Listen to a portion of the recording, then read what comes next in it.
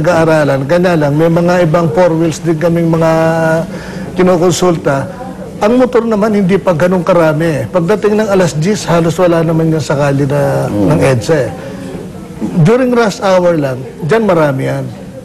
So kanya, sabi nga namin, payag muna kami doon sa designated lane. Para naman hindi, sabi nga namin huwag naman tayo magmukhang siga. Yan, tama yung diagram mo, maraming ganyan, no? Yung sa U-turn, talagang binubuntis yung ano. Okay, imbitahin nyo na sina Jobert kung babalik sa lamesa. Kasi rider din sila at may karapatan din sila.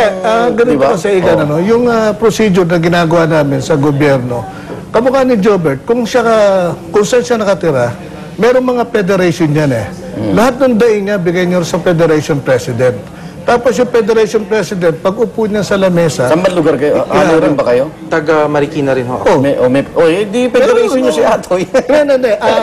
Pero as a private citizen ho, di ba ho? Tulad ho ng... Kasi ito ho ang population natin. Kasi ano ko yung mga walang organisasyon. Ang mga grupo ho kasi, ang mga clubs and federations, kung bubuin natin sumatotal, they only consist of 5% of the entire population ng mga motorsiklo. Ng mga may motor. 95%, yan ho ang general workforce. Yan ang araw-araw pumapasok, yan ang nabubuhay sa motorsiklo. Yan ho walang mga club, walang mga organization. That's based on sa mga statistics na nakalap namin. Kasi meron tayong general database of clubs which is available naman sa internet. Okay. Chairman, siguro sapat na yung mga narinig po natin. Ano pong reaksyon nyo doon sa mga napag-usapan ngayon itong dalawang bisita natin ngayon? Una po, yung namang ginagawa natin ngayon, dry run nga po ito. Oo, dry run. Kasi sinakansyo natin yan, ang tanin ko nga po sa aming extra training po bago natin yung mga pero kung makikita po natin Naku.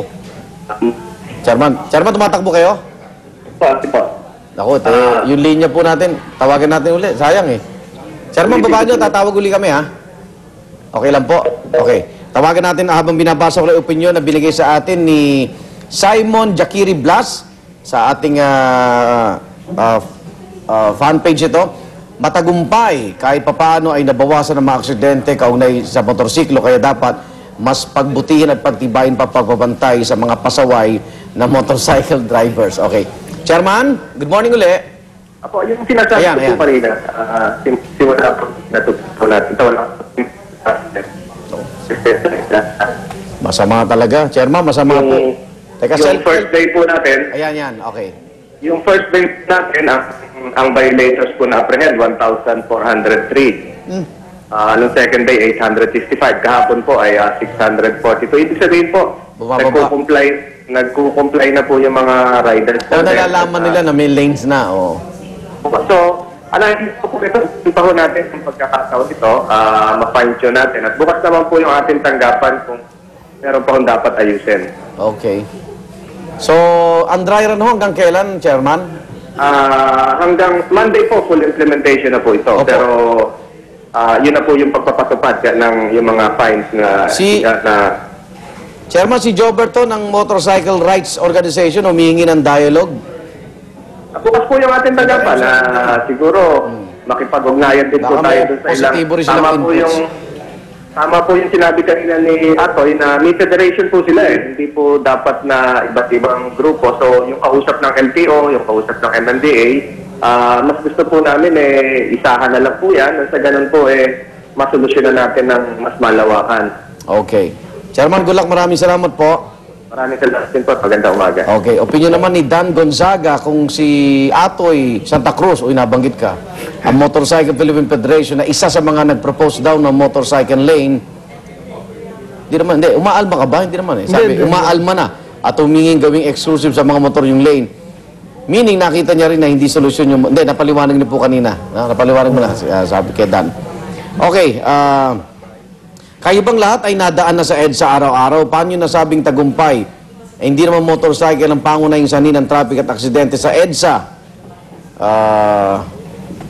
Ano ba? Bus. Ayun, bus naman. Alam ng GMA yan kasi sila nagre-report. February 14, araw na inumpisa ng motorcycle lane sa EDSA, 2 motorcycle driver patay sa aksidente sa magkaibang lokasyon sa EDSA. Anyway, kaya nga pinag-usapan natin para mas ma-improve itong motorcycle lane. At last message, Atoy, sa mga nagmumotor dyan. Oy, ano pala, gusto kong bigyan pa sa mga fast food. Kasi sabi ko nga, matagal ko na na-observan, designed ang motor na hindi dapat nilalagyan ng extra, di ba? Parang...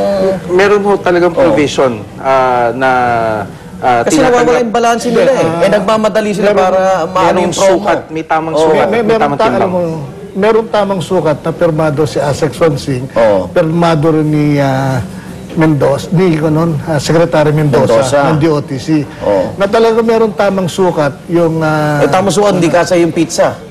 Ang isa pang anak ko namin ngayon dyan, meron na kami mga programa ngayon sa Motorcycle Philippines, no?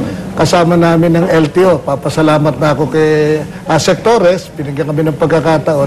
Meron kaming programa na talagang tinetrain namin ng libre. No? Kasama namin ng LTO. Meron kaming programa ngayon sa LTO na miski na sinong riders pwede pumunta ron, matitrain ng libre yan.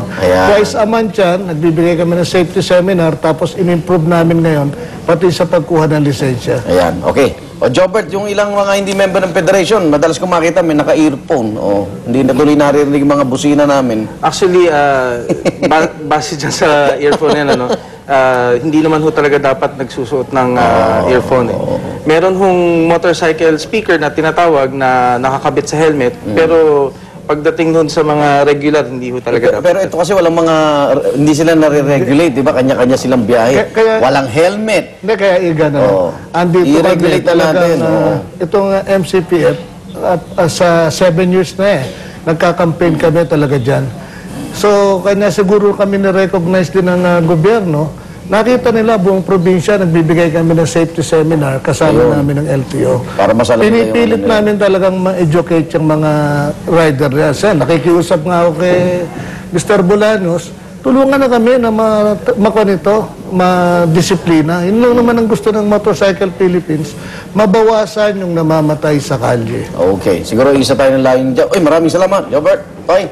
Salamat, good luck. At, pero sa kabila na may linya, dagdagan pa rin natin yung pag-iingat, ha? Dahil minsan yung mga meron namang 4 ang gulong dyan, may nakakalala, talang ginigit-git din itong mga nagmumotor. Wag mo naman ganon. Okay, walang exclusive na may-ari ng EDSA. Maraming po salamat sa ating mga naging bisita. Magbabalik po ako ng hero.